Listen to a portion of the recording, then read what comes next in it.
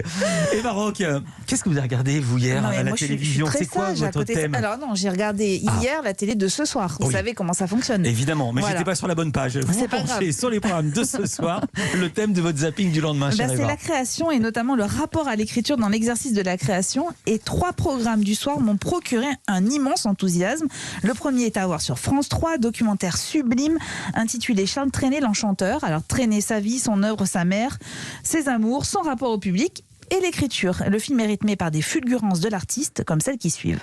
Je n'ai aucun mérite à composer parce que je compose comme ça, comme un pommier fait des pommes. Enfin, ça vient tout seul. Je ne pense pas que j'écris les chansons, je les transcris plutôt, elles se font toutes seules. En général, si j'ai une inspiration de chanson, la phrase, le texte vient en même temps que la musique.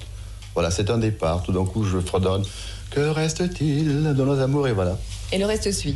Oui. Que reste-t-il de nos amours? Portrait poétique, subtil, qui m'a réconcilié avec Trenet, qui m'a permis de prendre conscience aussi de son talent d'auteur, compositeur, interprète. Un documentaire dont il faut louer la qualité des archives et l'écriture, au même titre qu'un autre portrait d'artiste à découvrir sur France 5 et consacré à Marguerite Duras. Là encore, il est question de mots, de sa vie d'autrice. Elle est à la fin de sa vie et écoutez bien, elle se confie devant les caméras de Benoît Jacot. Écrire, c'est ne rien dire.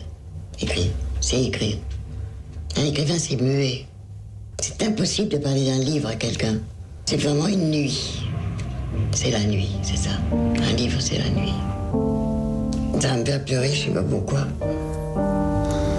Quelle émotion de voir le visage de Marguerite Duras si bouleversé à l'évocation de son statut d'écrivaine. Le documentaire revient ainsi sur sa vie, son œuvre, si intimement liée d'ailleurs, et sur l'amant, vous savez, ce roman récompensé d'un concours adapté à l'écran par Jean-Jacques Hano, un film auquel elle ne voudra pas être associée. Alors pas par excès d'ego ou suite à une de ses colères habituelles, non, tout est plus complexe, comme l'explique avec délicatesse ce portrait. Et puis juste avant ce documentaire, ouvrez grand vos oreilles et vos yeux. Petit Bertrand. Ben oui, Pierre et le loup. Mais bien sûr, Pierre et le loup, l'œuvre de Prokofiev qui débarque sur France 5. 30 minutes de magie et de poésie avec un orchestre, les illustrations de Pierre-Emmanuel Liette qui s'incrustent comme par enchantement dans nos écrans et puis la voix du conteur. Alors, vous vous rappelez bien tous les personnages. L'oiseau, le canard, le chat, le grand-père, les chasseurs, Pierre et le loup.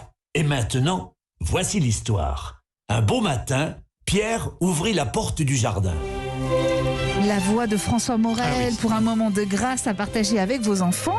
Alors je récapitule Bertrand. Charles Trenet arrive sur France 3 à 21h05 et à la même heure sur France 5 débute Pierre et le loup, suivi du Carnaval des animaux, des 4 saisons d'Antoine et enfin le portrait de Marguerite Duras à 22h35. Et moi aussi je récapitule, c'était Eva Roch et c'était Bertrand Chameroy.